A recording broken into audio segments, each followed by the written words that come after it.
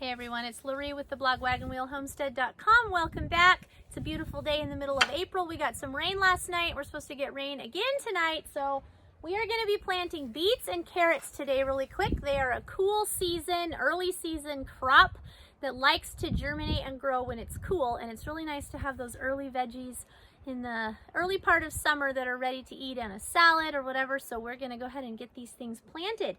So to do that, I am using a bed prep rake. This is from Johnny's Seeds. This is a 30-inch wide bed rake. I grow everything on 30-inch wide beds. It's a more efficient use of space in the garden. And I use landscape fabric for a lot of my crops. Right here we have some peas growing, and there's also some garlic.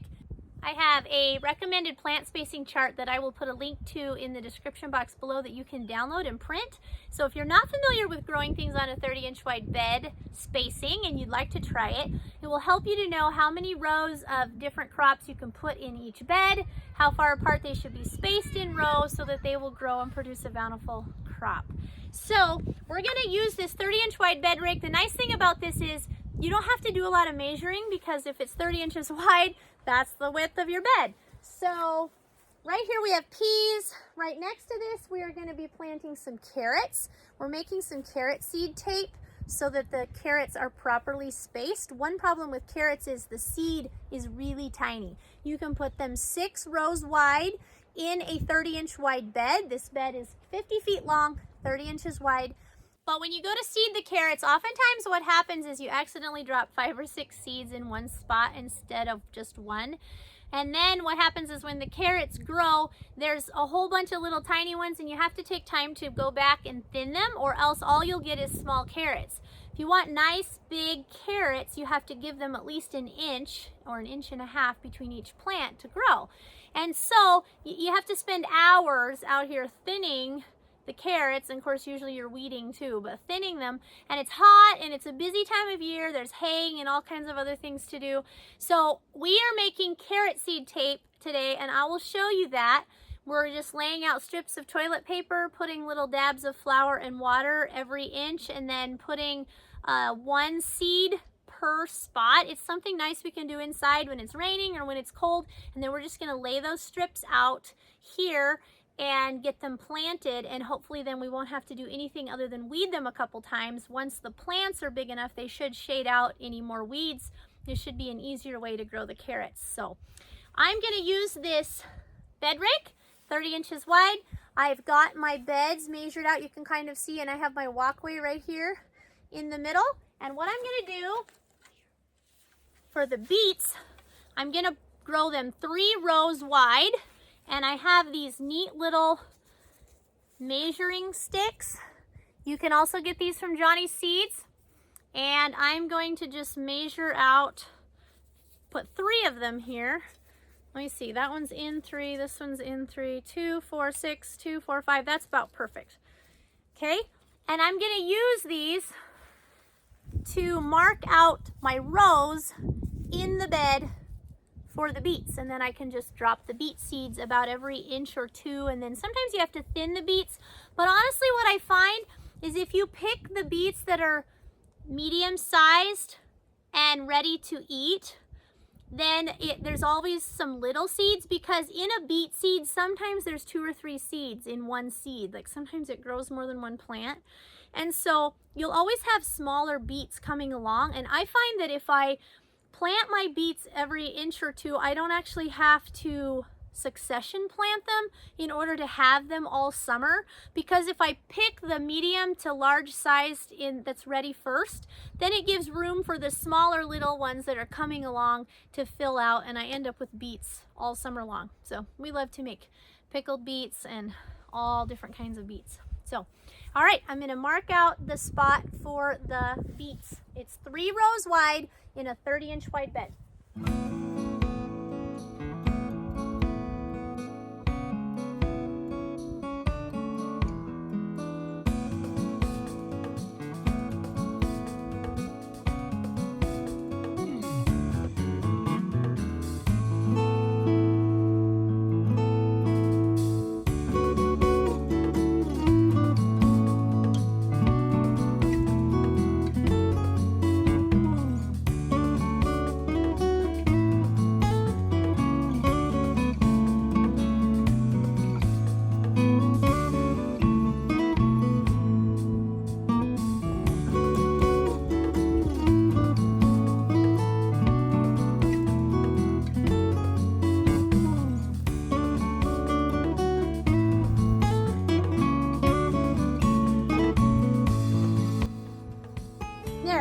sort of straight, pretty straight.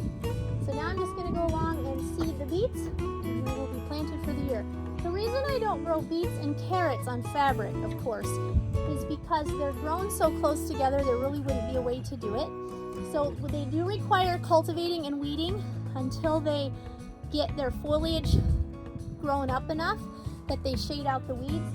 But if most of my garden is on fabric, then obviously I can find time to weed a couple of crops.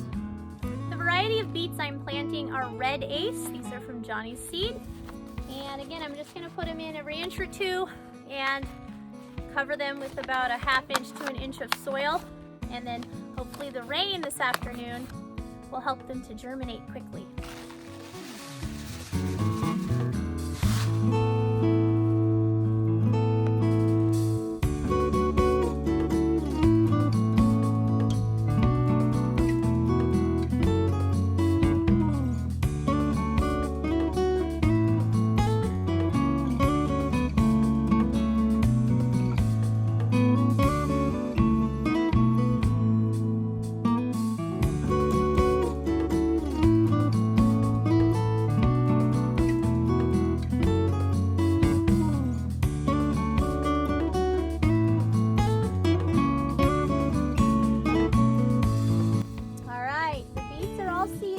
So I'm just going to go along and cover them over with just a little bit of soil and lightly compact it so that it has good connection with the soil. And the next thing I'm going to show you how to do is I'm going to make the 6 rows in the carrot bed here. And again, I'm using my rake now. I have lost a couple of these. I used to have 6 of them. I only have 4, but it's fine. I'm just going to go down the bed and make 4 spots, and then this will be my, I'll move a couple of these over, and this will be my marker for the other couple rows. So to keep it all straight, as straight as possible, and I'm going to do, again, 6 rows wide in a 30-inch wide bed for the carrots. For the peas, we planted those the other day. It was terribly windy, so I wasn't able to video. I just planted them under fabric, burned some holes with a torch in a couple of little spots, and dropped our peas that we had soaked overnight in water in there, and they should be sprouting soon coming up, and then of course we'll have to put up trellises. But anyway, I'm going to go ahead and make the spot here for the carrots.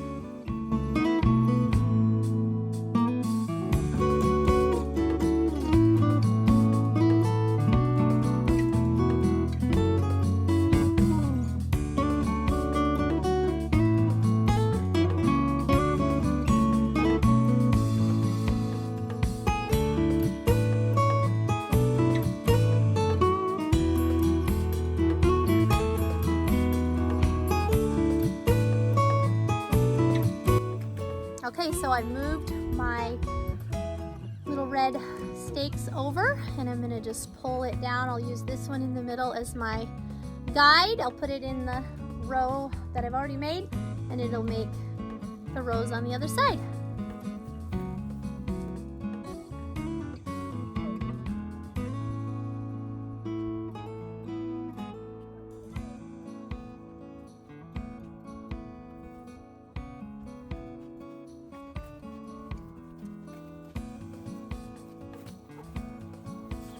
All right, there's 6 somewhat straight rows of carrots. And now I'm going to lay out the carrot seed tape.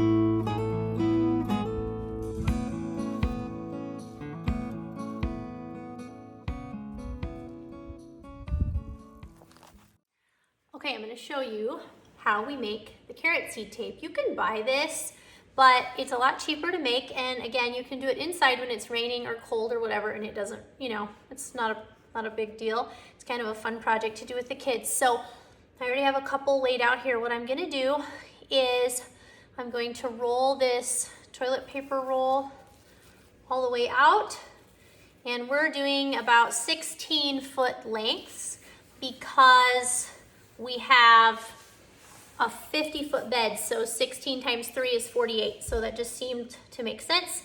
So we're gonna do 16-foot lengths, and then we're gonna stack them on top of each other and cut them apart, and I'll show you that in just a second. Okay, so now we're gonna do the second one. I'm just gonna roll it out so that it matches exactly all the way to the other end.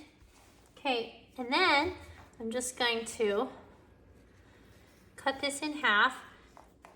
We did a batch or two yesterday and the day before, and we stacked several more up than this, obviously.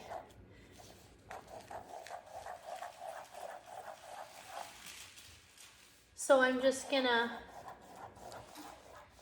cut right down the middle, and I'll show you what's next. Okay, so now that it's all cut in half, we're just gonna lay them all on top of each other so that we can mark them.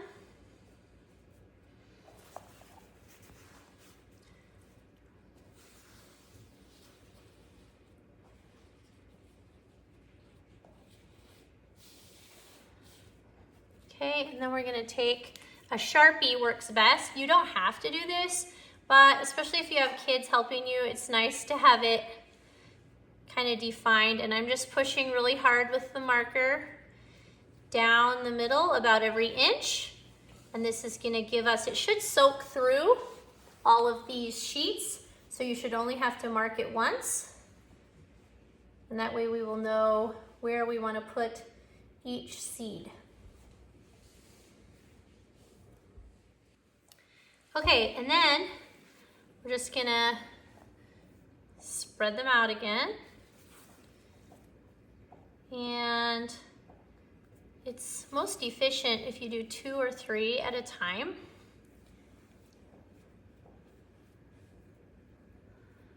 So I'm going to do 3 at a time, and what I'm going to do is just, what I have here is equal parts flour and water, so it's just kind of a paste, and a paintbrush, and I'm just going to dab a little bit on each dot really quickly. It doesn't take very long.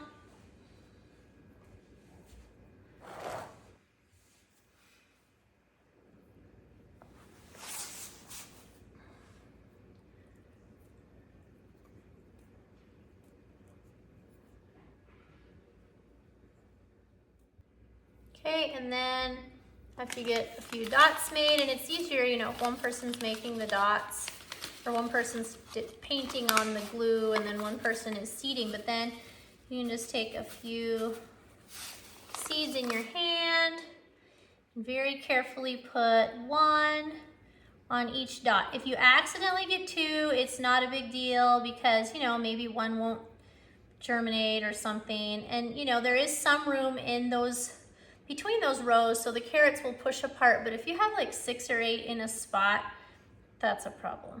So anyway, just put 1 per dot.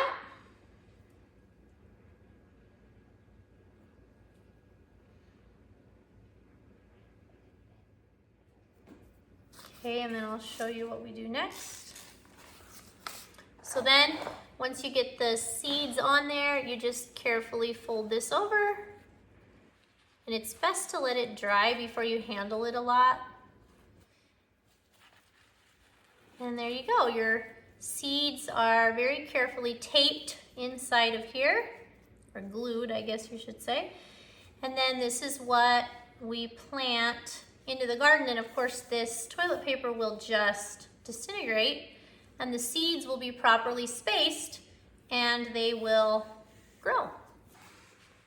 Okay, and then I just take my toilet paper roll and roll these up on it, and they're ready to go out and be planted in the garden. This will save so much time, not having to thin them later on and all the things. So that's how you make carrot seed tape. Okay, something else I'm doing today is I'm gonna plant a few early tomato plants, and I'm going to cover them up with what's called a cozy coat or a wall of water. It's to make like a greenhouse effect, and we're gonna test this out and see. I've not grown with these before, but I know a lot of people that have, and it's supposed to be in the low 20s the next 2 or 3 nights, so I'm certainly not gonna plant all of my tomato plants, but I planted a few early ones, and I'm calling them my sacrificial tomato plants. I'm gonna put them in the ground, see how they do. If they survive, then I will plan to plant some more early ones next year. Obviously, I have enough plants that if they don't survive, it's no problem. But if the year is right and I can get a bunch of tomatoes early for farmers market and for us to eat fresh, it would certainly be worth a try. So I'm gonna just plant a few of my biggest ones and then show you how I put up the cozy coat.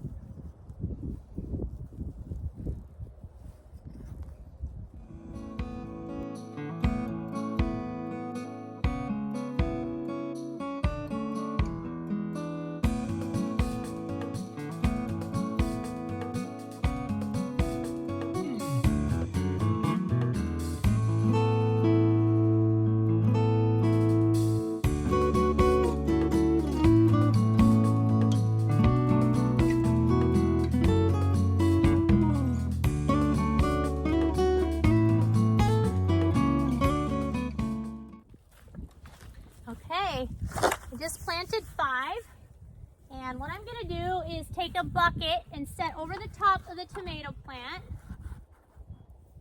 and then I'm going to take one of these cozy coats. They're just a round piece of plastic with holes in the side. They are red to help warm the water. What we're going to do is put water in it all the way around. So to help support it, I'm going to put it around the bucket. And then I'm going to turn my hose on and fill it up. And it should support itself. And then I'll do it with the other 5. Okay, so the important thing is not to fill these all on one side. You want to kind of rotate. So I'm going to fill one. And I'm going to go over here and fill one.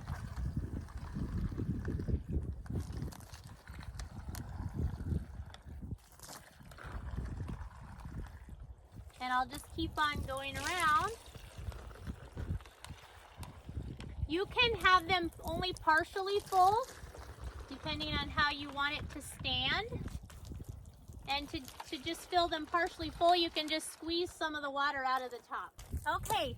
They're all filled up, so I'm going to very carefully pull out the bucket, and it should support itself.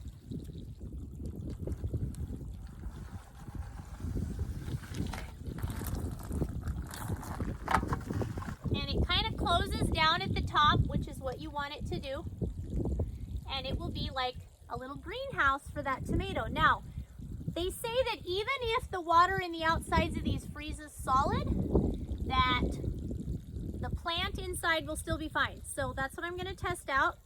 I am also going to come out and just throw like a coat over the top because it's not completely closed on the top. It's open about this far.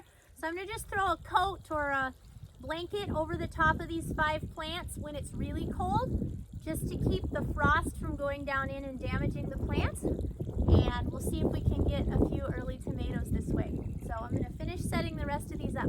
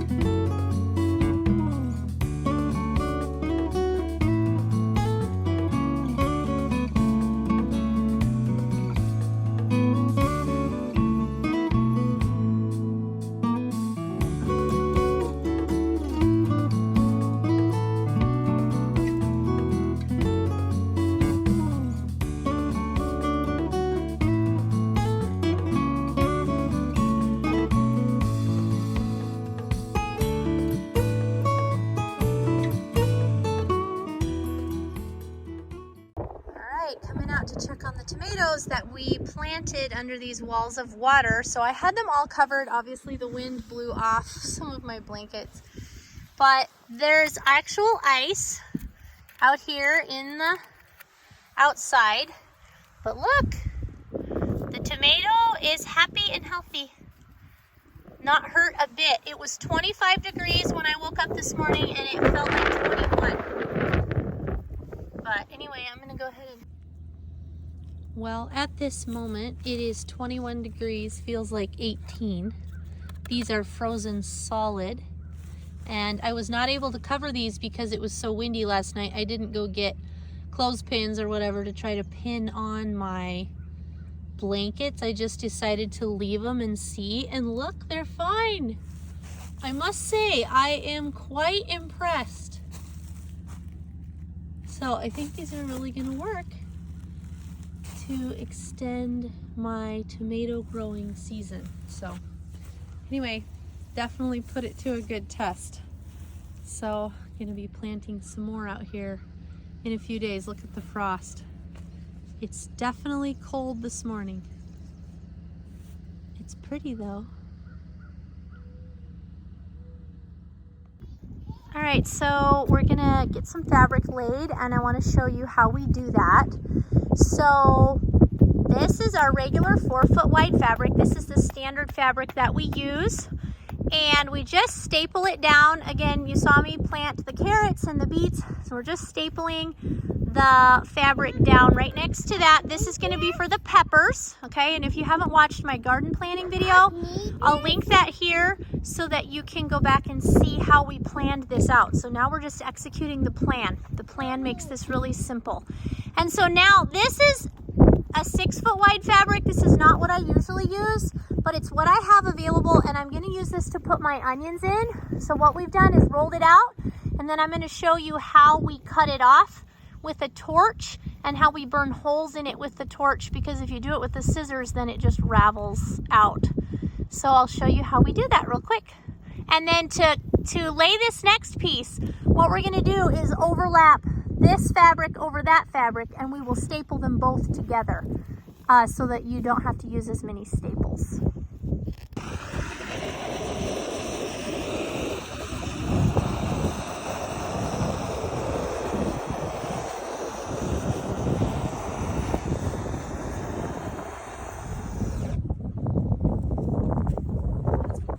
Okay, and so we're just, like I said, overlapping one over the other. We're using some old staples that aren't very straight, so that's a joy, but it works. Now, for your drip line, it's best if your drip line is under the fabric. You can put it down first, which is typically what we do, but we're gonna try something new this year. We're gonna lay out the fabric, then lay out all the drip line and pressure it up, make sure there's no leaks, and then we're actually gonna just weave the drip line through some of these holes. If you leave the drip line laying on top of the fabric, it will blow around and it ends up blowing away. So anyway, we're gonna get this laid out. This will be for onions here, and so then I'll punch the holes with the torch. The nice thing about not having drip tape underneath is you don't have to worry about burning through your drip tape. So that's a good thing.